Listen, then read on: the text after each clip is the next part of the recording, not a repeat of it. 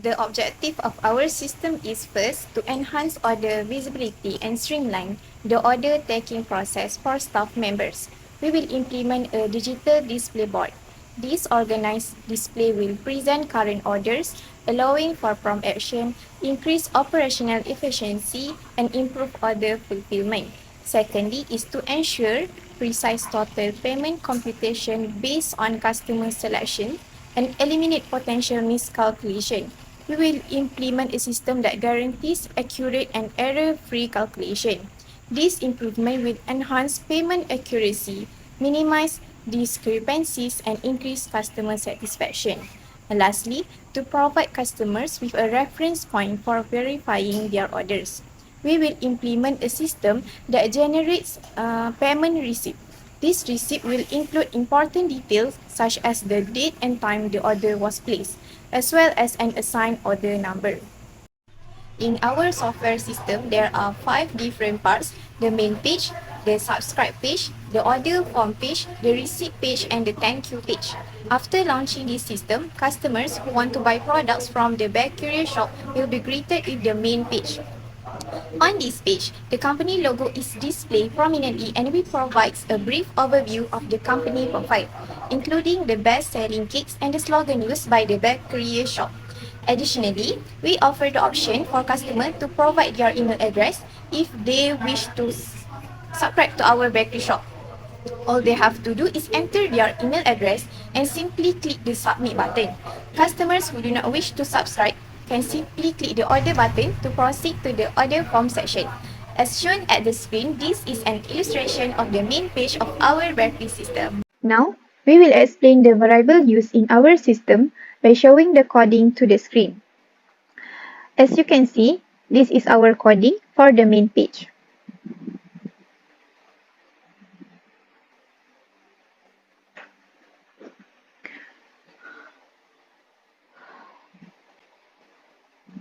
For this line, the variable OS is used to create an instance of the Bakeryish order section class. Bakeryish order section is a class that represents another section or window of our application, presumably related to order processing. The OS variable is declared and initialized with a new instance of the Bakeryish order section class using the constructor. The setVisibleTrue method is called on the OS instance to make the Bakeryish order section window visible to the user. Additionally, this setVisibleFalse is called to hide the current main page frame, assuming that this refers to the instance of the main page class where the method is defined. In summary, when the user clicks the Order Now button, the code creates a new instance of the Bakeryish order section class, makes it visible, and hides the current main page frame. Next, for this line, the getter method, which is getText, is called on email_txt to retrieve the text entered by the user, and it is assigned to the email variable. The code then checks if the email variable contains the lion symbol. If it doesn't, an error message is displayed using JOptionPen.show message dialog to inform the user that the email address is invalid. The email_txt.requestFocus method is called to set the focus back to the email text field. If the email address is valid, the code creates an instance of the Bakeryish subscribe class, set its visibility to true, and hides the current main page frame using this setVisibleFalse. For the subscription page, we'll include a code for customers who have already subscribed to the Bakeryish shop. By using this code, customers will be able to enjoy the promotion offered by our shop. The purpose of creating the subscription page is to attract customers and motivate them to become our loyal customers. Additionally, we also included an order button in this section to provide a seamless transition to the order form page. The second page is the subscription page. As you can see, this is our coding for the subscription page.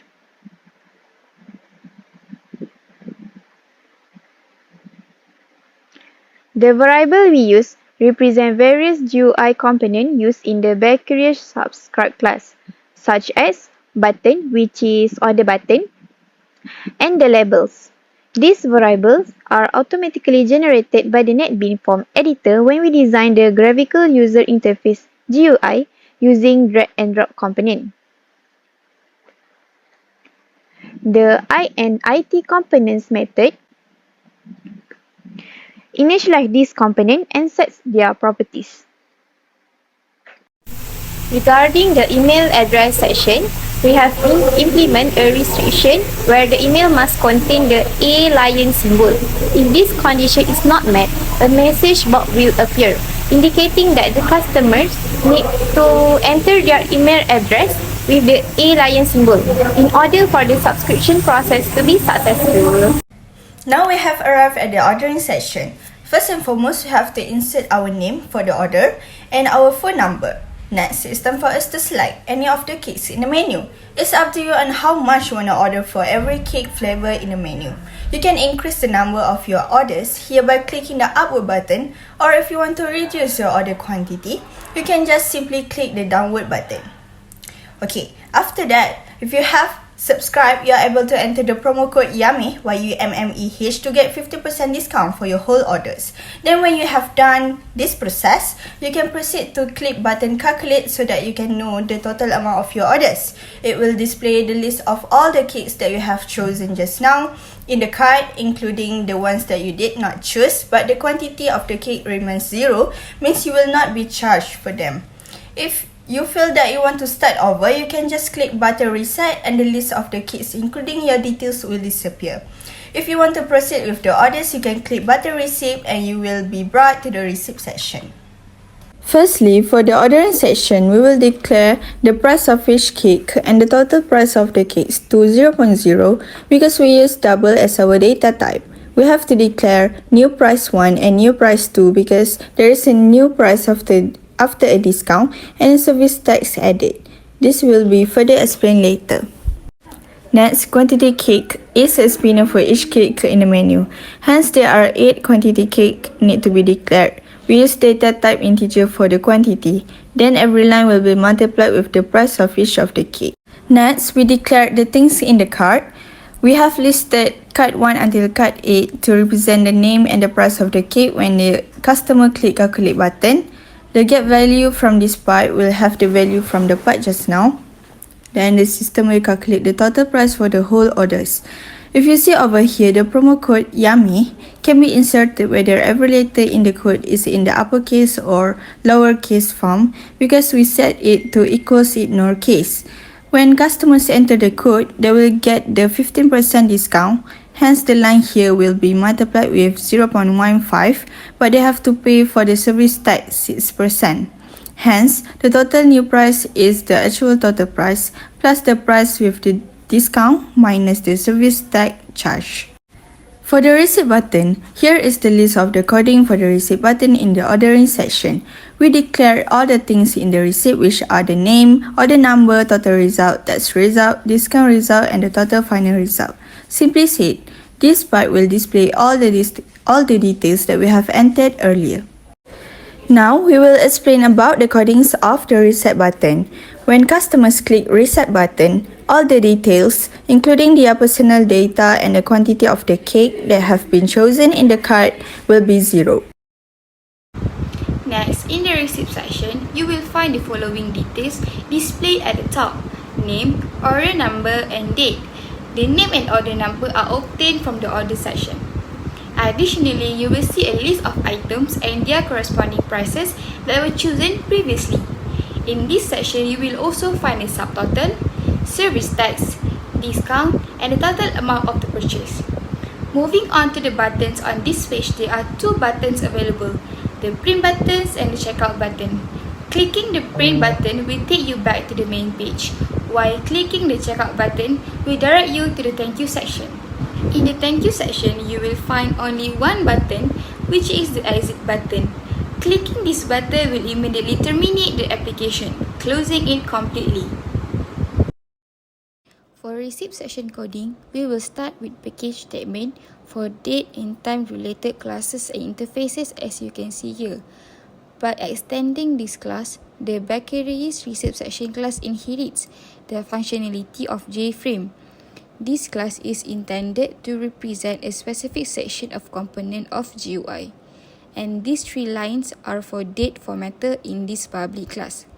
Next, the public Bakeryish receipt section is constructor method for Bakeryish receipt section class, and it is called when an instance of the Bakeryish receipt section class is created.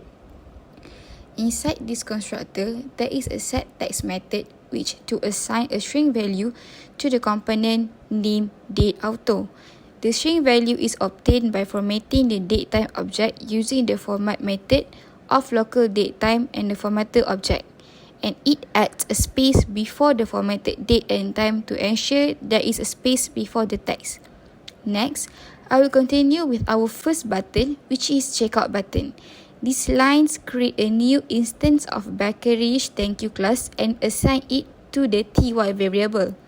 Then the ty.setVisibleTrue is assigned the thank you section to be displayed on the screen, and this .setVisibleFalse assign the thank you section to be hidden or closed. So, when the checkout button is clicked, the Bakeryish thank you class will display on the screen and close in the current Bakeryish receipt section object. So there is a transition from the receipt section to the thank you section. For the second button in this class is print button.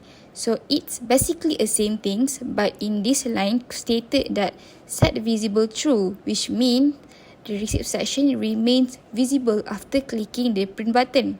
So when the print button is clicked, it will go back to the main page, and yet the receipt section still visible, whereas allowing the user to continue interacting with the receipt section. In thank you section, we only have one button, which is exit button. The system.exit0 is an exit method of the system class with argument of 0. The argument 0 is used to indicate a successful termination. Therefore, when the exit button is clicked, the program will immediately terminate it and close the application.